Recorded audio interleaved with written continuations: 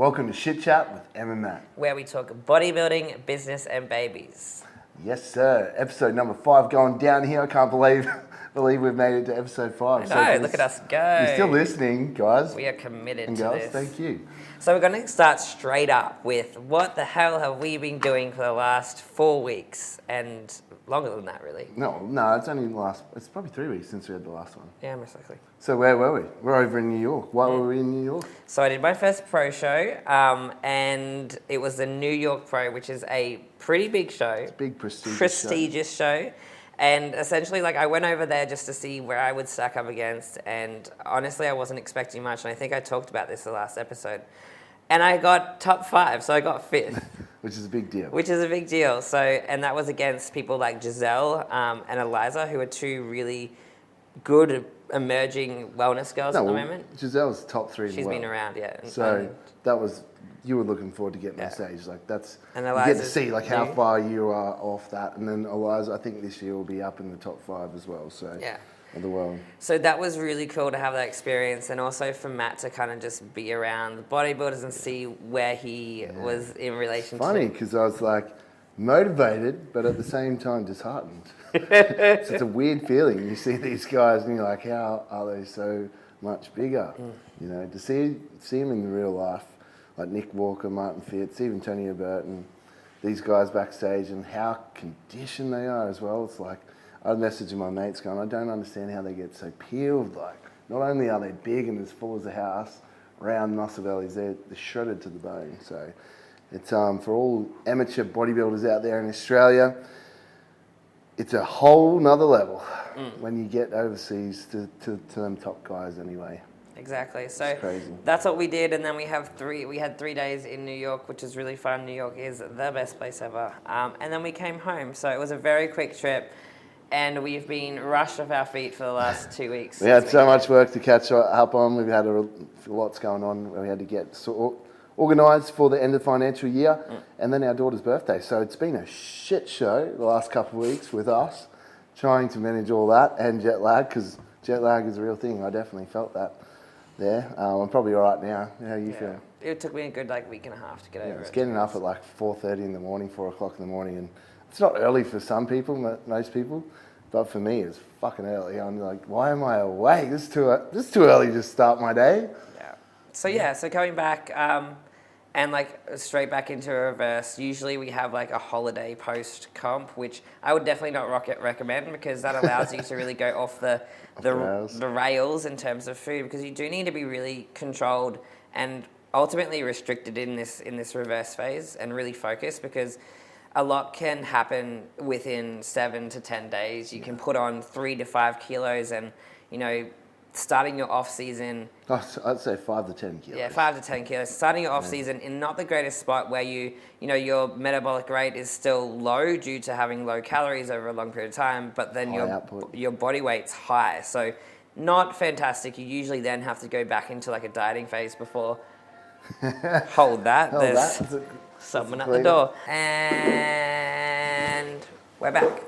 So you're not starting your off season in a great position, especially if you haven't done your reverse well. And I say reverse, and I think reverse is probably an older way of managing a immediate off season phase. I think the term that people are using more so now is recovery phase. Health phase, recovery phase. Which essentially why we don't use reverse anymore is because we're not really slowly reversing calories back up to the new maintenance. We usually go straight back up to that new maintenance, if not slightly above, because a lot of people end their prep on a lower body weight than they usually would sit at normally, right? So we're not trying to maintain post-comp initial weight, we're trying to maintain a slightly higher body weight. So that allows people to stick to it a lot longer, rather than something that is super restrictive, 100 calories per week, and there's just not a lot of data behind that approach. It does work, but it's the adherence side of things why it doesn't work. You know? Who's going to do a 20-week prep, a 16-week prep, and then you slowly give that client after they're finished and they've got all these social commitments now that from friends and family want to catch up and go, oh, you get an extra 100 calories a week, that's it. There's no way they're going to, and then they're dealing with their appetite dysregulation, where ghrelin is just running rampant and you just want to eat until you pop, eat everything that you see. So there's still a huge food focus post-comp, and it's a really difficult time. I mean, how are you doing with it, babe? So I did okay. Okay, so immediately we had obviously 3 or 4 days in New York, which I think we managed really well in terms of having 2 bigger meals and then like a protein shake during the day, because the bigger meals were quite high in calories. Yeah.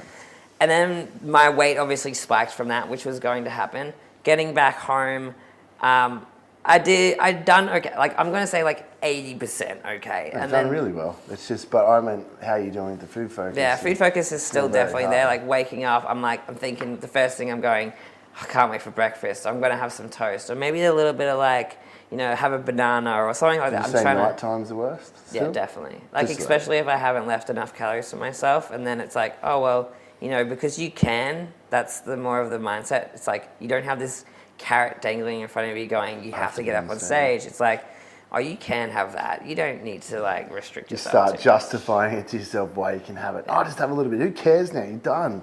Eat some more. Have a chocolate bar. Yeah. All these shit conversations you're having with yourself just because of that appetite dysregulation still. Until that body fat level gets back up to where it naturally wants to sit, body set point, body fat set point, it's hard. And it can take a period of like, I think mine, for me, post-comp was at least 6 weeks, maybe 8 weeks before I got back to that place where I was like, I'm content. I feel okay. I feel okay. And I think that some people that don't know how hormonally it affects you would think there's something wrong with me. Like, I have an eating disorder or disordered eating patterns, and I think that's where a lot of people's problems begin, because they don't see it as an actual hormonal driven process, rather than something that happens very naturally and normal. And it's not until your body gets back up to that set point that it goes, I'm good, I'm satisfied. So, for those people kind of going through this process now, there is nothing wrong with you. You are completely fine. This is just part of the process of it. Limit your social events as much as possible. We had a dinner out or a breakfast out every day this last weekend, and it absolutely killed me in terms of just my own commitment and feeling how I felt about the process. Although it was beautiful to spend that time with family and friends and stuff. You obviously want to do it, but it's not limit it every day, and not Friday night, Saturday night, Sunday night. It's pick them nights wisely, and then understand that them events, when you do have them out, are quite calorically dense. Them options when you especially if you have a couple drinks, and if that's your thing and you haven't had a drink or prep, and you do that with friends, it chews up a lot of them calories really quick, and then at the end of the night, you're still so fucking hungry and you want to eat more. So it can make the whole process a lot more difficult. But it is a very difficult, without, we're not trying to sugarcoat this shit. It's difficult post-comp. Everyone struggles. I struggle, Emily struggles, everyone. Yeah. So it's just having a coach. It's really important to have a coach. Like, don't ditch your coach at the end of your comp and be like, hey, I'm just going to do this, have some time off and manage this myself. Like, that's the worst mistake you can make if you want to continue progressing with your bodybuilding goals, because that coach there is going to have a plan put in place, going to keep you accountable. And that's what Luke's done with Emily. He's actually been on her ass about it. He's like, this is where I want your weight, don't want it above that. And obviously he's got it in mind where he's really hard on her during this time, because he knows that's going to set her up to get ready for trying to qualify for Olympia next year. And if she fucks this part up, it can put him back like 8 or 10 weeks, because or I'm she starting a build in like a higher suboptimal, suboptimal, higher body fat, which will ultimately only make me feel super uncomfortable throughout the building process. Yeah, but a lot of the time you wouldn't do it though. Yeah. What would happen is if she put that weight on and got all inflamed really quick, then she's not in a responsive state to build lean muscle tissue. Luke's going to diet her again, and they'd probably be like, all right, now we've got to diet for 4 or 5 weeks before we're in a position, in a really good responsive position to start building, and that's going to suck. And we said it before, what is the point of this recovery phase? The health phase. Want to get, wash off all that fatigue, get hormones back to an optimal state, get sleep back to an optimal state. So if you go putting on all this weight and carrying all this intracellular water, like inflammation, and your blood pressure's through the roof, especially for guys out there, this happens, and your liver's just under the pump from all this refined sugar coming through. You're not in an optimal health state. You're not even doing that recovery. This is more when Matt talks about health, like a recovering health post-comp, that's probably more unique to the male population, I would say. Like, not a lot of, and and or natural competitors. Yeah, definitely natural competitors. Yeah, But because- females yeah. as well, like Yeah. washing off all the fatigue you've accrued. Fatigue is probably the biggest one for female enhanced. For female enhanced yeah. liver, your liver, your kidneys aren't too much, aren't a big issue. You know? So it's gotta more be from, more from a hormonal profile, being like, okay, what's the goal now? Like, are we going to try and reinstate, like, how's that look for you, get your hormones back to an optimal level in terms of getting your menstrual cycle back? And So to bring stuff this like back that. to maybe our general population clientele, which is going to be listening to this, they're probably going, fuck, after a dieting stage, my liver is bad. No. So like, This is contest prep, Yeah. where you're going to the extremes. so Where you're for getting like really- general population client, especially our challenge clients, Yep. finishing their challenge this week, you don't need to slowly reverse your calories back up to your new maintenance. get You can back- go straight back up to your to new your maintenance. Start to slowly bring down output, and then just spend time at trying to maintain your new body composition that you've And this achieved. is why having a coach is very important during this phase. And I'm not saying that just because we are coaches and we make money off people coaching with us, because we've actually been through this process over and over again and have helped people. You might do as well this. let this lead into that question. Oh, yeah. Darcy. So this leads into this question, which will tie in very nicely. Why Where we have was it? coaches? No, not why we have coaches. Didn't you say you had a question from someone going, or was it about the challenge with some of the challenge clients, like, I don't need a coach now? Oh, yeah. So, like, What was it? it wasn't really a question. It was more of an answer from someone. It was like, we were asking a few people if they were coming on for coaching post challenge. They'd lost ridiculous amounts of weight. It's like 6, 8, 9 kilos. Like, this challenge was absolutely amazing 13 in terms for of... the cup, 13 highest kilos in 13 8 weeks. kilos. And my question was, are you continuing coaching after? And some of the answers were like, oh no, I'm going to try and manage this myself. And Matt's first reaction was... How's that gone for you so far? Yeah. You wouldn't be in the position you are if you knew how to manage that. And the reason I say that is because, like, I'm going to butcher this, but the statistic... the statistic for people losing weight and then regaining that weight is like, so they lose the weight. Everyone can lose weight. It's really easy. Follow a calorie deficit, you can do that. You could even starve yourself. I don't promote that, but you can. But putting that weight back on, it's like 80%? 80% of the people. Oh my It's goodness. something stupid. Like 80% of the people put that weight back on within the first few months after dieting. So dieting down can be difficult for a lot of people, but trying to maintain them results is far more difficult.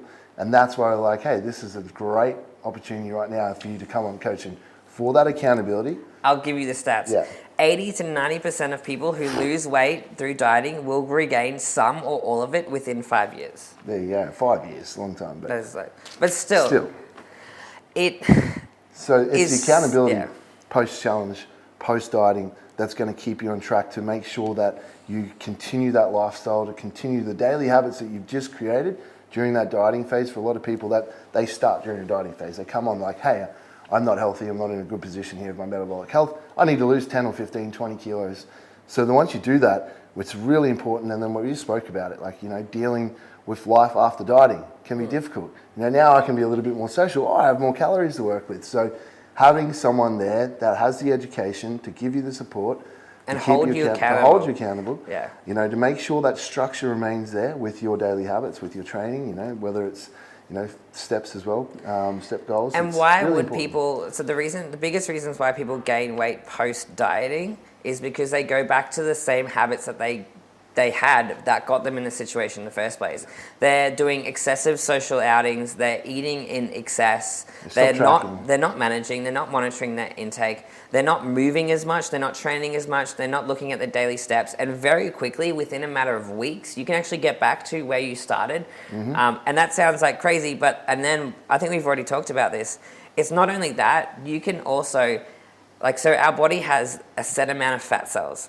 After we diet, they shrink. But the thing is, they shrink. And the thing is if we gain weight in a fast manner post dieting, we can actually multiply those fat cells. So now we not only have the worst part, which is hyperplasia of them fat cells. So, not to scare people, but this is the reason why people go, like, yo-yo dieting is just so dangerous, because they're losing the weight, they go back to doing the dumb shit that got there in the first place, they gain weight, they gain more fat cells, they get bigger, they lose it again, and then at the end of like 10 years, this person is not only like in a decompromised state in terms of metabolic health and cardiovascular health and general health, but they're actually bigger than they ever have been, because they've been doing these yo-yo dieting approaches over the years. And when we say this, I'm not saying you need to coach for forever, obviously. But it's a good idea. It's for those that are new. do. No, for those that are new, dieting, like there is a period of time where you'll need a coach, and then over that time, them daily habits become so damn normal to you that you don't know any different, because that's your lifestyle now, and you understand nutrition a lot more. You make informed decisions. You don't need to be tracking all the time, because you have the education there to be able to. But like, how many years have you had a coach? And I know that our situations are different because we're athletes, but like, how many years have you had a coach? I've had a coach ever since I started bodybuilding. And even before that, because I was still learning about nutrition when we were doing our certs. And how long would you say one of your clients has been with you for? I've got multiple clients that have been with me over 3 years, so. And they get results, they maintain their results, they continue to move towards their goals. What we see outside of that, especially in the industry, is that these people that jump onto a challenge or an 8-week program, they get amazing results. Then 6 weeks later, they're back in the same position that they started. And like, why do you want to keep going in circles? Like, it sounds like absolute insanity to me. Yeah. So like, invest in a coach. This is the reason why we have coaches, because we just continually move towards a different goal, and we're continually improving and getting better and learning. So that is a reason why it is so important to have a coach and to stick with a coach. Find a good one, obviously. Like, I'm not opposed to people coach hopping when maybe they just haven't found that person that they click with and the approach that they go with. Because I can agree there are so many shitty coaches in the industry. Absolutely. So like, I'm not against people moving from coach to coach. I'm against people going from good coach to good coach, because they're the problem. Ultimately, they're the problem, which we definitely see. So, if you are struggling with getting results and keeping results, consider maybe you're the one that has to look at your approach, but also, am I sticking with a coach for a period of time to be able to get those results? Yeah. The worst thing is, like, people go, the affordability, which I do get at the moment with the living costs and where it is, the economy, with inflation. But, the bigger cost is that you continue to do what Emily said, that you do really well, you invest some money, and then you fuck it all up and you're back here at the starting point. And you continually back here. Like, in 12 months' time, I don't want to be back here. I want to invest my money to continue, progressing, whether way it's going down or up. But for me, that would be enough of a motivator to be like, okay, I got to get my shit together. If I am in the same position that I was 12 months ago, there is something drastically wrong with what I'm doing. Yeah. I think people need to become more aware of that and why they're not progressing, and not blame everyone else and be like, okay, what am I not doing? Where do I need to invest my time and money into? And that was actually going to lead into, and shameless plug, we're actually releasing some revamped, renewed programs in the next 2 weeks, which will come at a very affordable cost, which will also grant you access to our community, which we believe is one of the best communities in the industry at the moment in terms of the level of support, the level of education, and just general care for our clients. Coaches. Yeah. Got on. So keep tuned for that. Yes, it is coming, back by popular demand. We did go to move away from it, but realised pretty quickly that we needed it. It's a favourite. So. Yeah. All right, business. These are ones that were. Oh my God, where is this fly coming from? I don't know. It's like a banana fly or something. Banana.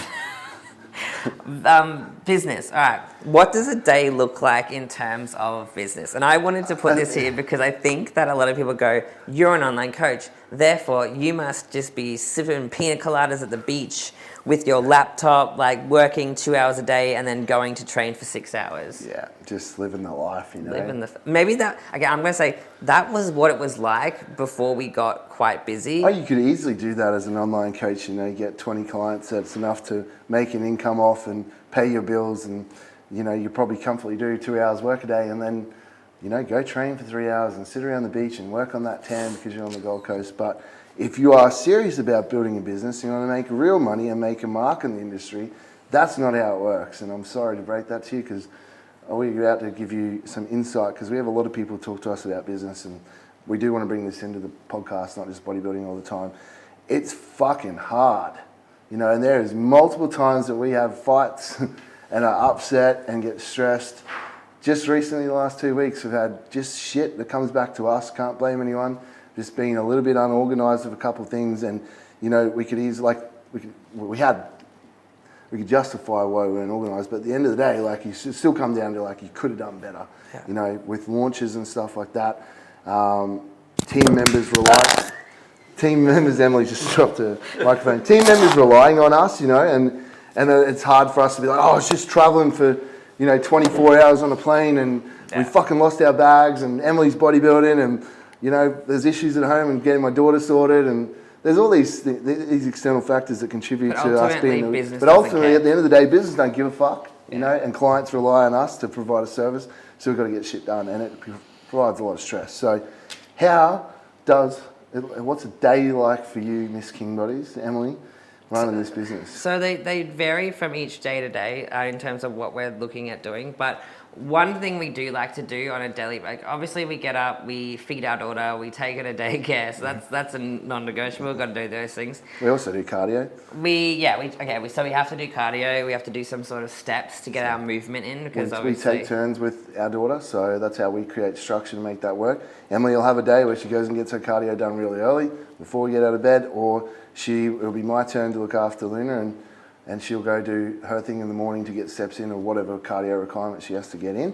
A little bit of a non-negotiable for us is doing one thing that's even 5 to 10 minutes of what we need for the day. So Matt either has like a little bit of a swim in the morning, and I go get my coffee from across the road, which is like the thing that just fills our cup up enough so that we're not jumping straight into work hating the world, which is very important for a business owner, or just a human in general. And then we jump into some work. So either we're doing work in the morning, and that could look like, for me, I usually am organizing emails, looking at emails, seeing what I have to tidy up for the day ahead, looking at my appointments, what do I have on. I usually have calls in the morning, and that could be something like the Zapier guy that I've been dealing with this week, which has been really good, actually, or website calls about changes. So we've built a new website. It's the third time we've done this now. So that's all calls, you know, going back and forth all the time, changing design, making sure making sure the copy's right. We have our business coach, calls with her, she's going over that. She's looking at like what we're doing with upcoming campaigns. Is this in place? Email audits. So we're looking at our mail out, and people are like, mail out? What do you mean? Yeah, business, it's a big deal. You know, growing that email data list. And then constantly providing education, so you're like giving, not asking, selling all the time. So we're refining them, looking over a month and ahead. Emily will sit down with Sherry, going, okay, what's the next month look like for emails? You know, what are we talking about? What are the topics like in terms of education? And making sure that those emails also connect to what we're talking about on our socials, and then making sure the socials connect to what we need from our ambassadors within the company, getting the UGC from them on a daily basis. Talking to our ambassadors, telling them what we need for that month, the type of content, you know. We then have Jordan, our videographer here, works with us on a weekly basis. So then we're talking to him and asking him for ideas about how we can make it better, and he's bringing ideas to the table. But we also need to have content, you know, ideas for that content that's all in alignment with that 1 month, with what we're trying to do. If there's a campaign we're about to release, you know, with Jordan, we're sitting down and go, okay, now we need to get some marketing material up that's in alignment with that, pushing that. Then usually we go to train at some stage during the day, because obviously we are professional athletes. So training for us is more so, I wouldn't say a job, like we still enjoy it thoroughly, but it is still something that we have to do non-negotiable. We have to treat it like a job, essentially. So that usually takes up an hour and a half. It's not like it used to be. We probably used to train for 2 to 2.5 hours.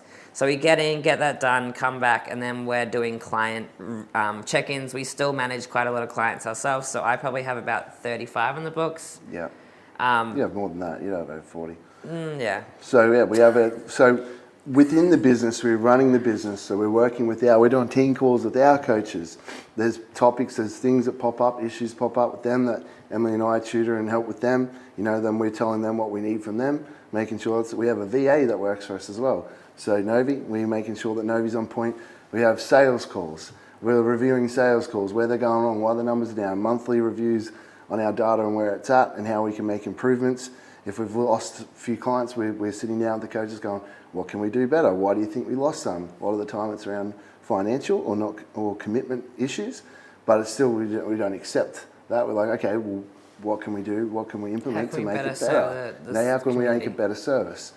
So then there's Muscle Nation Challenge. We're working with Muscle Nation team, getting campaigns of that. We're doing the Facebook Lives for that, the education, getting that all organised on a weekly basis, back and forth. The Facebook comments and Facebook comments and fires, getting the hardest part of the challenge is the initial onboarding, getting all the clients set up, and then getting the education for that 8-week period put in place.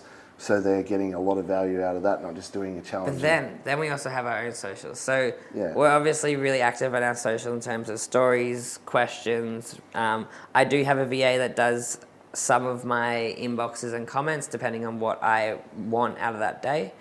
You do a lot of it yourself. So we both do a lot of our own socials ourselves. And I do my own posting because I like to have that really genuine and coming from what I'm actually feeling or my thought process on the day or the week. I think that's important for me to continue that consistency with the socials. The team page is managed by Sherry, who does a fantastic job with that. And then usually we pick up our daughter at 4:30 after doing a combination of all of those things within the day. And it sounds chaotic, and it usually is. But at the end of the day, I think a lot of people think that business is like at a higher end, like packaged into this nice box with a bow, and it's so organized. But shit happens on a daily basis constantly that we're just kind of putting fires out or dealing with HR and all of these things.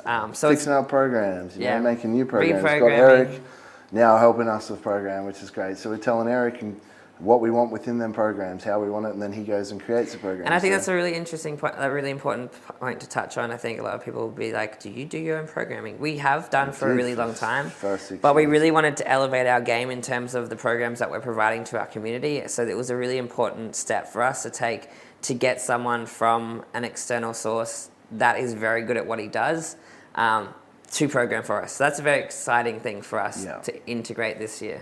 Definitely. So so that's what it looks like business for us. And then we pick our daughter up, dinner, bed, bath.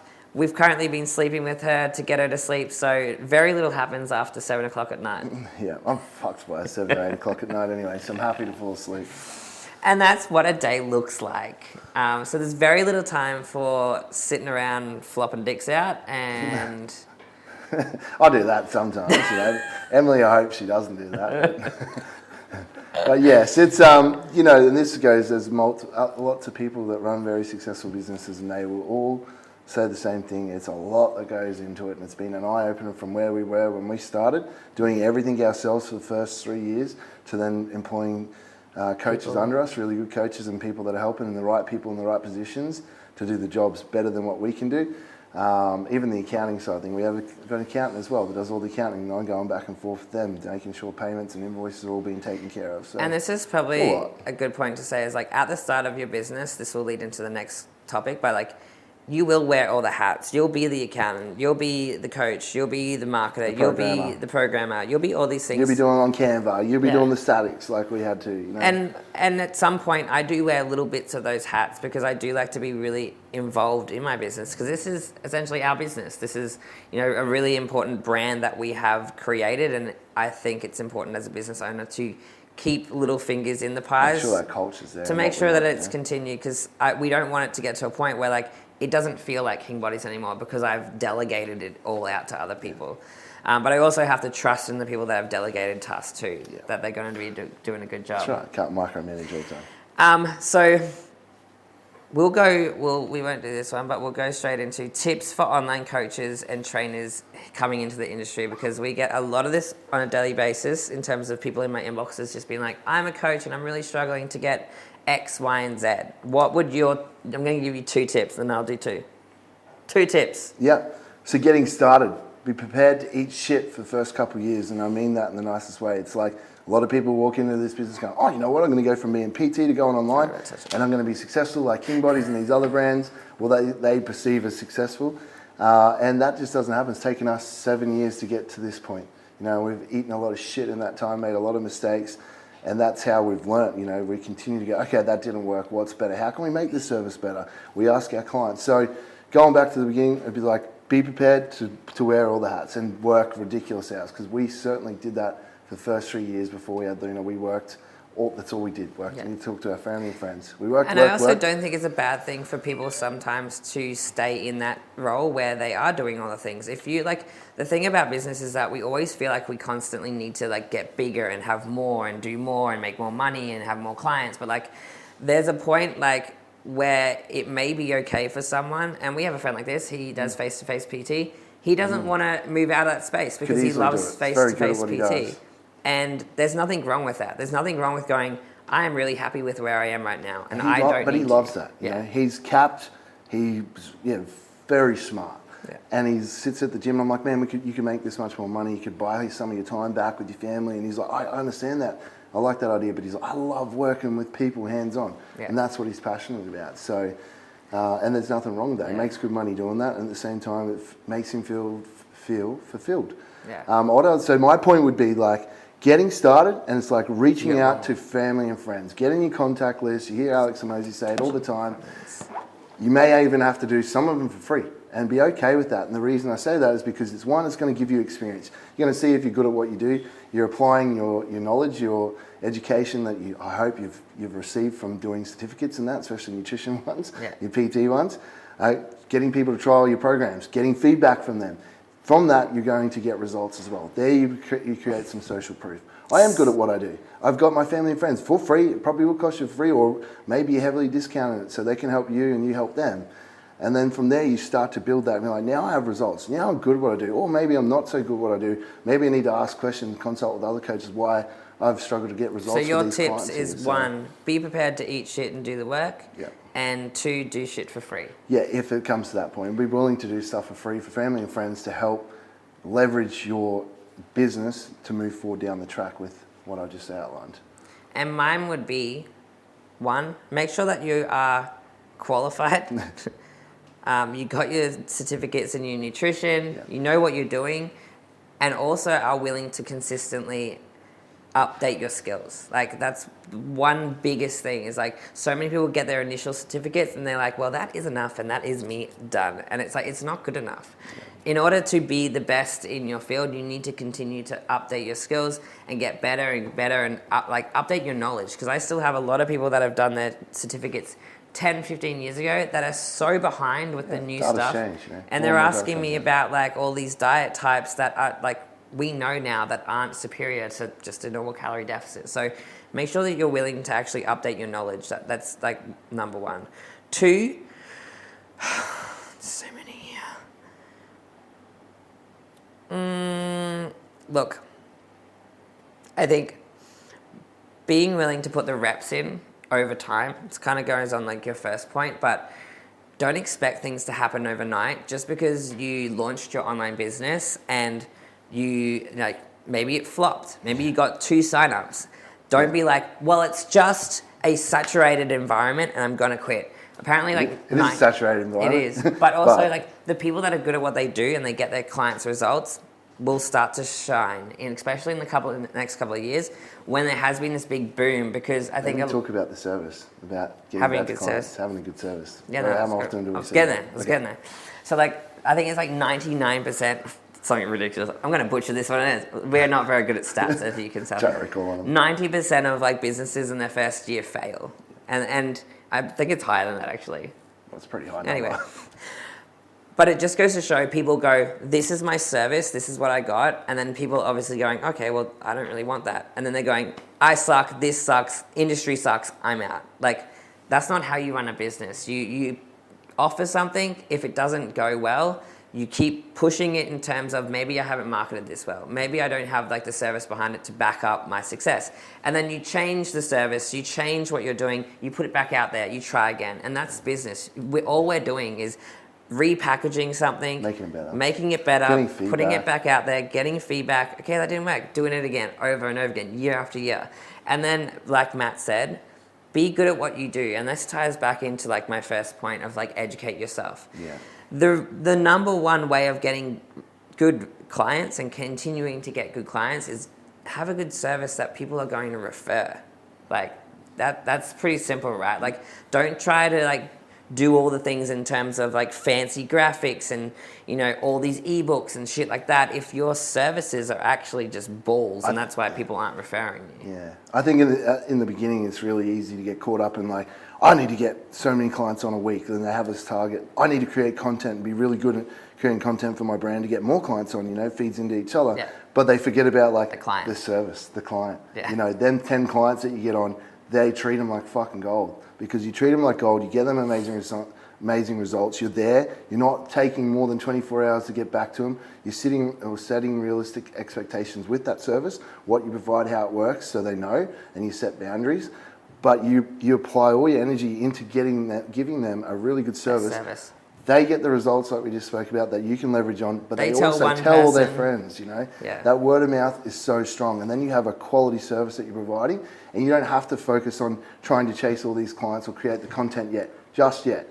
They will get you more clients, because if you're good at what you do, they will feel the need to tell people. If they get results, people are going to notice. So. And like we all run into this problem, right? Especially with business, because we get so numbers focused, and that's why sometimes Matt and myself try not to be super focused on the numbers of like revenue and clients and leads and things like that, because it can really detract from the ability just to be a good coach and to service your clients really effectively, and for that to actually allow them to refer a client back to you. So like the biggest point, I guess, for us for this is just be a good coach. Yeah. Provide a really good, solid service. And that will be enough marketing, especially for people that are new to this business. Yeah, for forever, not even just in the beginning. Yeah, forever. Forever with your business, you know.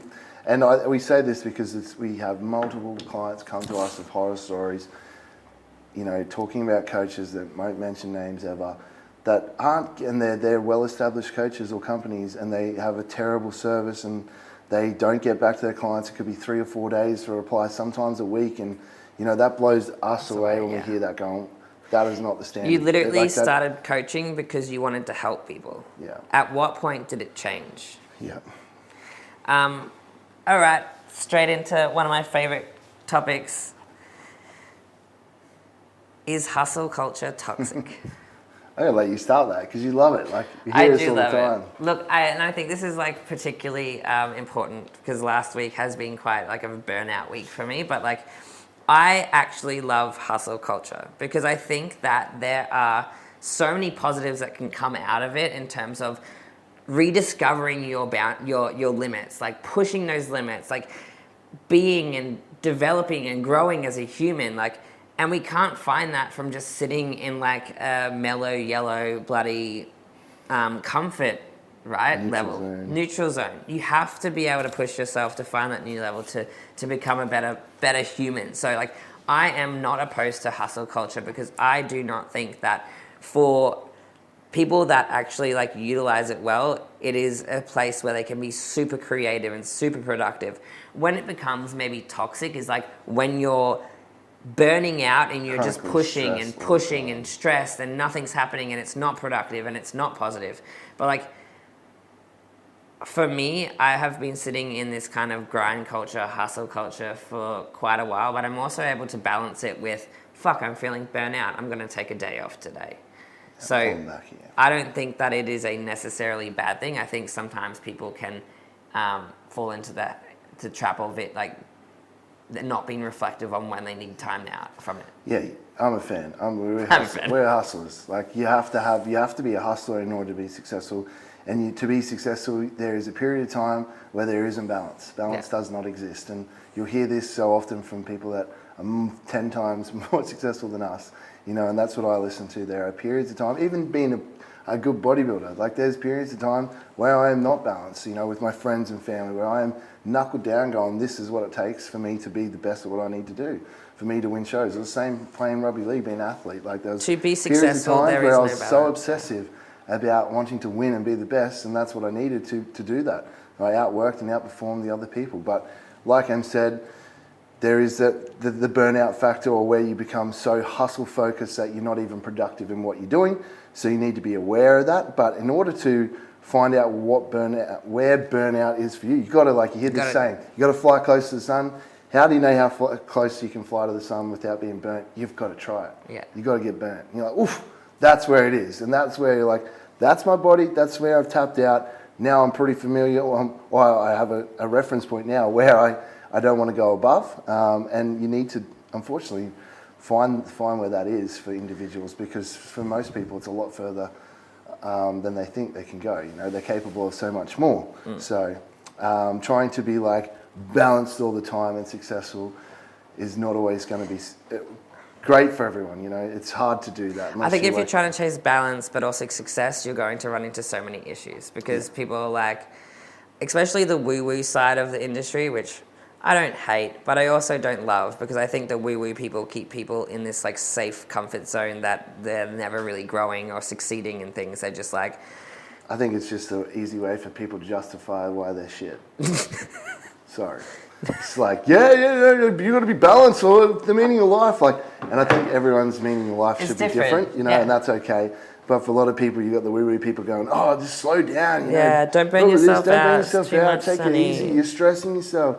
Like, you're just saying that to make yourself feel better about your inability to be successful because you're too lazy to do the work required.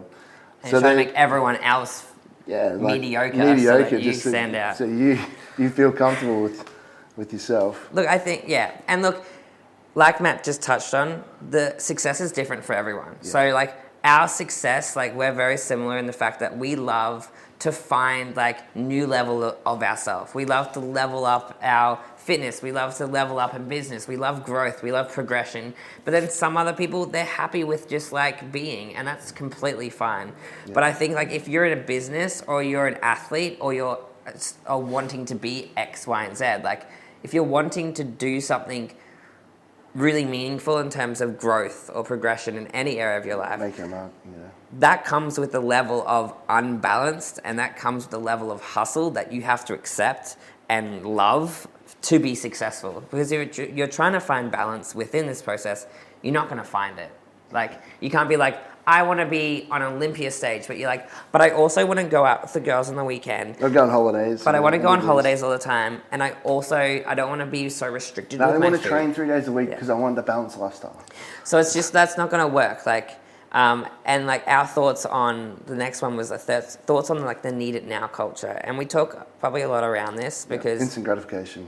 Yeah, like people starting businesses yesterday and expecting them to be super successful today, or starting a diet yesterday and expecting to be shredded tomorrow. Like, it don't work like that. No. You have to put the reps in over time. And like, if anyone looks at our business, like we've been in this for, I don't even know. 8 years? 8 years. 8+ years. Yeah, like I listened to a reel from the co-founder of Gymshark literally just this morning, and it was so cool. I just stumbled across it, and he just like said, oh, people see me as this super successful person, business or entrepreneur, that now I've established and created this Gymshark. Yeah. He's like, they did not see the 7 years where I sucked dick. And he literally said, I had multiple websites, launched apps, they all failed. He's like, no one sees that shit. He's like, I failed so many times. But he's like, now they just see the success 10 years down the track or 15 years down the track or where he's at now. He's like, man, I sucked for so long before I become and built this. So I think it's really important to... That's a long time. Are you willing to suck for 7 years? You know, like that's where you test it. That's why businesses fail in the first couple of years, because they have this unrealistic expectation of I'm going to be so successful in a year's time. I'm going to work so damn hard. And guess what? You have to work so damn hard, and you'll still make mistakes in the first couple of years, but it provides you the experience to be like, that didn't work. This works. That was a shit team member that I employed, you know? That wasn't the right person. Oh, I spent, you know, shit money on getting this person, tried to save money by employing this person, and it just cost me so much time training that person up, and then that person was still shit at the job, then they still left, as opposed to going, you know what, I'm going to put an investment into hiring the right person for this job who's the best at what they do, that's going to bring me more to the table with what I'm trying to do in terms of the company. So get used to the uncomfortable thought that your success is probably a lot further away than you want it to be. It's okay to make mistakes and fail. That's part of obtaining and reaching success. You know, it's a normal part. Yeah. And lean into hustle culture because it's all not that bad as long as you are reflective enough of knowing when to pull back a little bit. You'll know it. You'll work it out. You'll figure it out. You'll figure it out. Go away. All right, let's get into where are we up to with time? Yeah, we've got 10 minutes, so let's go. Okay, I got one for you.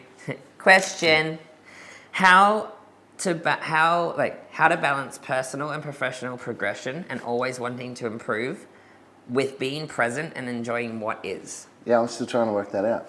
So we literally just talked about the hustle culture, and Yeah. I'm someone that's I've always wanted more, you know, and as I'm getting older, I am more and more aware of it, that I have a beautiful daughter around, and the days, the weeks just fly by. We're so busy, and I make myself busy. We both make ourselves busier than sometimes we need to be, you know, and it's hard because we're not only balancing the business side of things, but also trying to be the best athlete I can with bodybuilding, as well as trying to be the best dad, as well as trying to be an average partner. I said that. An average partner, you know what I'm saying? You know, there's so many. So I do struggle with it, and there are like mornings where Emily touched on, I do my cardio first early. I go for a swim while they're making my coffee. The coffee place is across the road at the beach, and it's a perfect time for me to get in the water and be like, just take a second and be like, fuck, today is beautiful. You know, I am so grateful to be in a position to do this. I'm so grateful that I can book a holiday with Emily in a week we're going to New York, babe. Yeah. You know, I'm grateful I have our parents that I could leave my daughter there and trust, and both of them jumped to our rescue to be like, go Emily, go, you know, go do your thing. That this is a big experience for you, that we packed up, didn't matter what the flights cost, the accommodation, you know, I put ourselves in that position to be able to do that, but not everyone can do that. So I'm grateful for that. So I do struggle with it comes back to the balance, but I understand in order to set ourselves up and do what we want to achieve, there is that period of time where it isn't balanced, you know, it's unbalanced, where sacrifices are being made.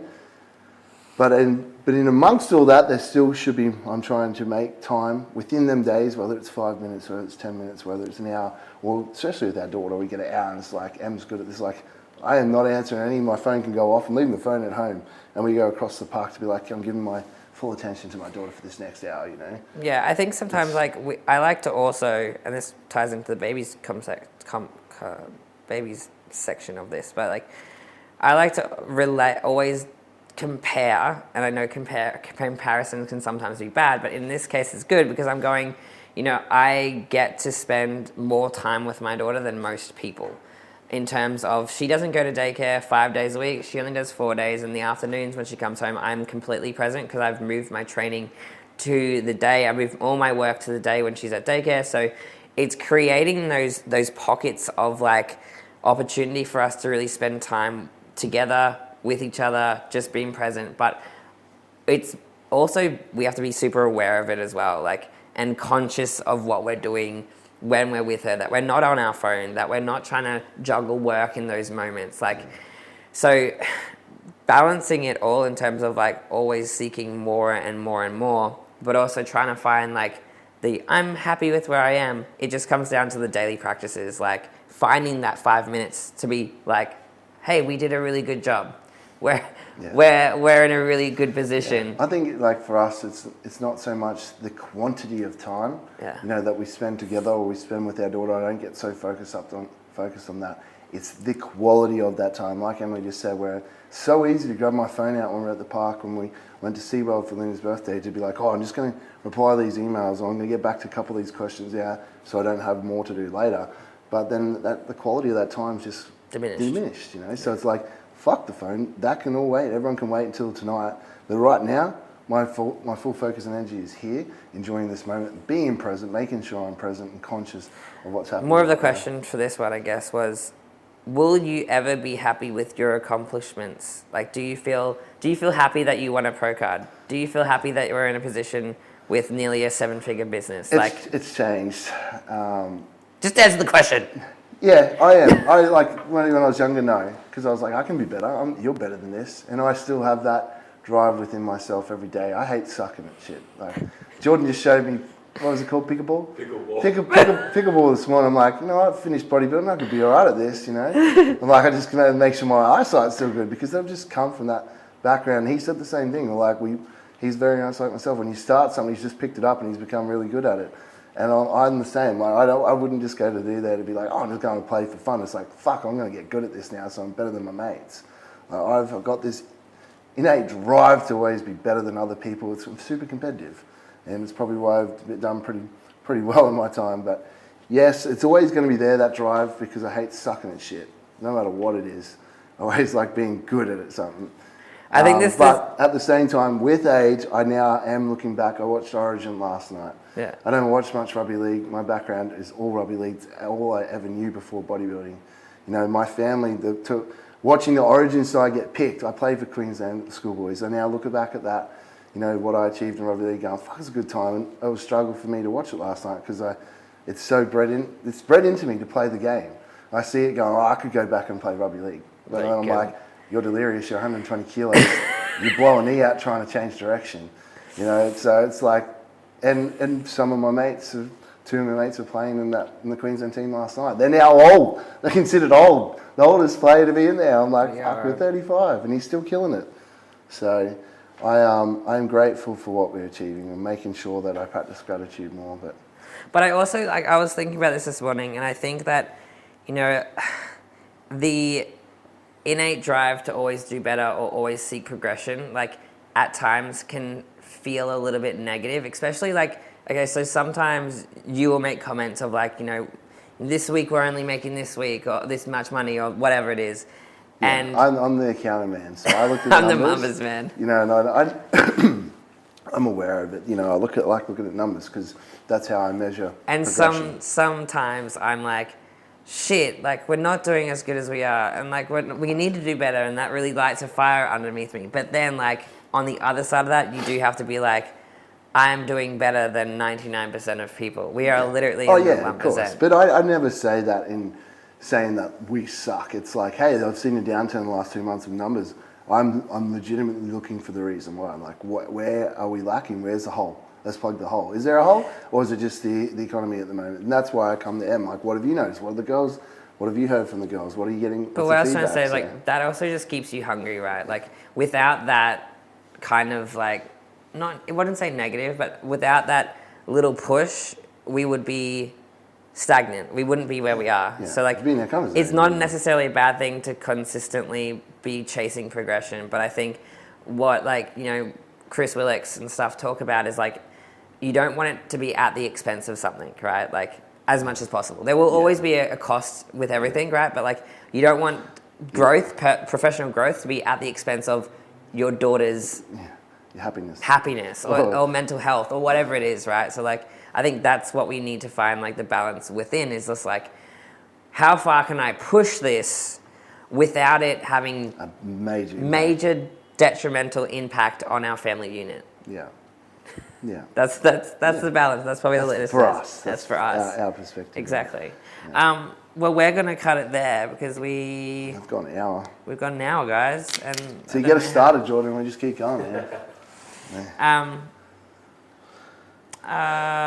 No, we won't want to touch on it. But that is it for us today, guys. Yeah. Give us a little bit of insight into business side more than we usually do, which I hope. I think it's really important. I really want to touch on that because a lot of people are just like, I want to start and create what you guys have started. I'm like, it's 8 years to get to this point, and it ain't all rainbows and butterflies. Like, well, that's the thing. Like, on social media, a lot of people are just trying to show you what they want you to perceive they have. You know, a lot of it is fake. And people might find Emily and I boring sometimes, but it's because we try to keep it fucking real. We struggle. Yeah. We struggle. We're normal people. So we are also parents, and we find it difficult at times trying to juggle it all. So we try to keep it raw and real. Exactly.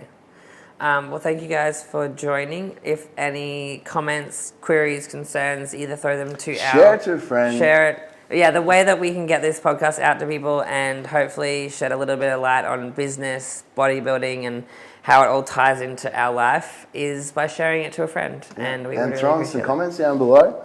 You know, give us some feedback. Can they even comment below? Can they comment below, Jordan? Does this go on YouTube? They can leave a Spotify review. Review. Or just message us on Instagram and let us know your thoughts. It's probably easier to do that because then we're getting feedback and what you guys enjoy as well. All right. Thanks, guys.